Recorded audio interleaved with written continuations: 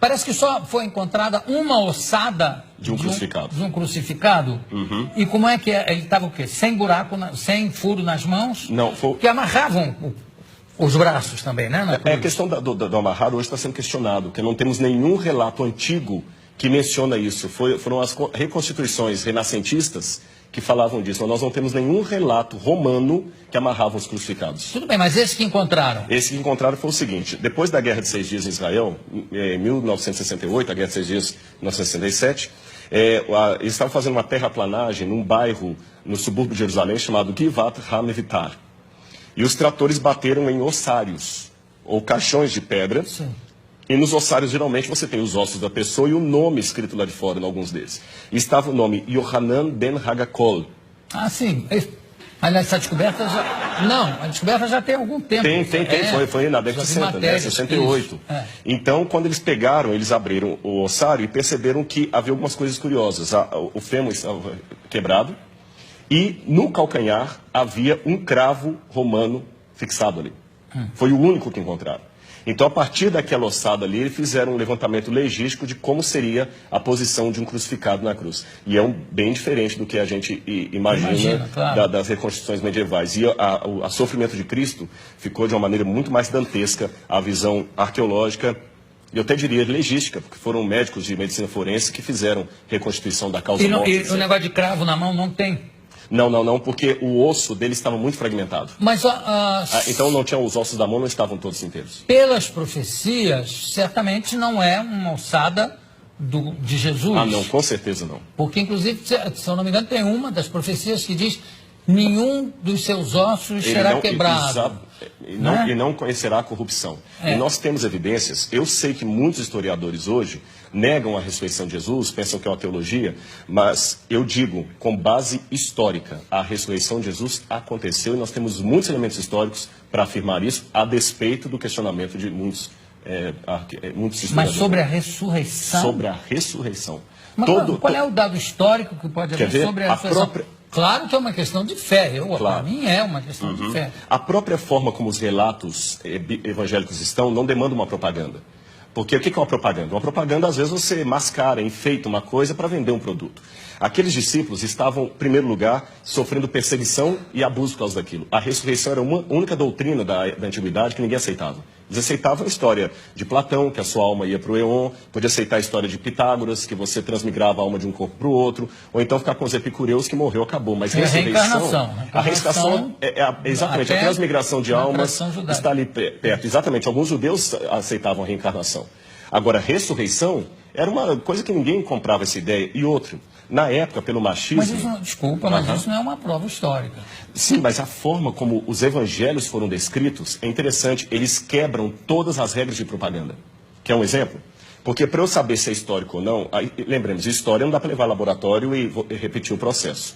A forma como tratamos a história é diferente. Você olha um documento, e o que você considera uma prova histórica? Como ele foi redigido?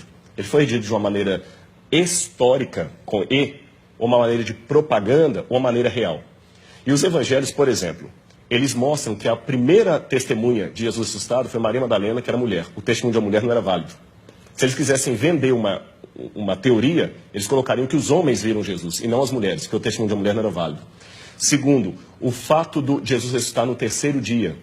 Para o judeu, até o terceiro dia, você podia ter um coma e voltar. Interessante que Jesus ressuscita depois do terceiro dia, ele estava realmente morto. Outro detalhe... Mas ele não ressuscita com o mesmo corpo que ele morre, né? Mas é um corpo glorificado. Mas ele tinha luminoso. Algo tangível. Tanto é que quando ele aparece para Tomé, o famoso São Tomé, o incrédulo, ele fala: Tomé, veja que o senhor que um espírito não tem carne e osso, toca nas minhas feridas. E depois ele pergunta: o que vocês têm para comer? Eles tinham peixe e favo de mel, e ele come com eles. Então é um corpo glorificado, é uma questão de fé, é claro, mas tem uma continuidade com um corpo humano. Não, tudo bem, mas tudo isso, desculpa, eu sou uma pessoa de fé, né? Entendi, claro. Estou aqui fazendo um pouco o advogado dele, que é o seguinte: tudo isso foi muito mexido, remexido na Idade Média, no primeiro imperador católico, Constantino. né? Constantino, inclusive as datas de carnaval, disso tudo para conjuminar, para juntar com as datas de feriados. Exatamente, pagãos. E também ele foi um pouco copydesk dos evangelhos, que tem uma opção de outros evangelhos que ele é que resolveu que não valiam. Na verdade, quando a gente trabalha isso, a gente trabalha com a crítica textual. A crítica textual se vale de documentação anterior a Constantino. Então nós temos fragmentos do Evangelho de João, por exemplo, John's Highlands, que data do ano 150, 170 antes de Constantino. Outro detalhe, Constantino era analfabeto. E os evangelhos apócrifos que começaram a surgir, os famosos aí, com todas aquelas histórias, eles não foram aceitos no cânon. E até contrário à decisão de Constantino, que Constantino queria que eles entrassem. Esse é um detalhe curioso da história, não foi ele que selecionou 4. Constantino não tinha cultura teológica, ele, o homem era analfabeto. Constantino permaneceu pagão até o final, ele pretendeu ter se convertido. Um político fantástico. E um último detalhe, nós temos uma informação que me chama a atenção. Flávio Josefo, um historiador judeu do primeiro século, que não era cristão, ele escreveu, Jesus Cristo, houve um homem, no grego está ginestai, um homem chamado Jesus, que foi crucificado, morto por Pôncio Pilatos, e segundo os seus discípulos, ressuscitou no terceiro dia e apareceu a muitos.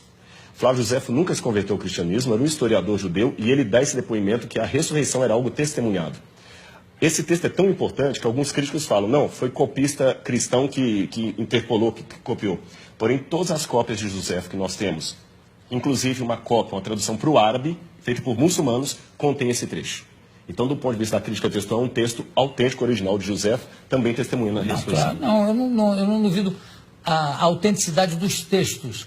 Eu duvido, em alguns casos, do testemunho em si. Quer dizer, não, eu vi, eu tive. É um testemunho, está lá escrito que ele viu e que ele teve, mas claro. Que ele esteve mais. Agora, tem uma coisa que é bom, eu gostei de você ter falado uma coisa. Na Idade Média, se acrescentaram muitas lendas. Esse é que é o problema. E o pessoal confunde as lendas com o que está na Bíblia. E só um detalhe com relação ao testemunho. Quando a pessoa dá um testemunho vendido, ela vai ganhar alguma coisa. O que os apóstolos ganharam com aquele testemunho? Pedro morreu crucificado de cabeça para baixo. Paulo degolado. Então, quanto tempo demorou a mentira? Essa que é a questão. Eles não ganharam nada, só ganharam perseguição. Então, das duas, uma.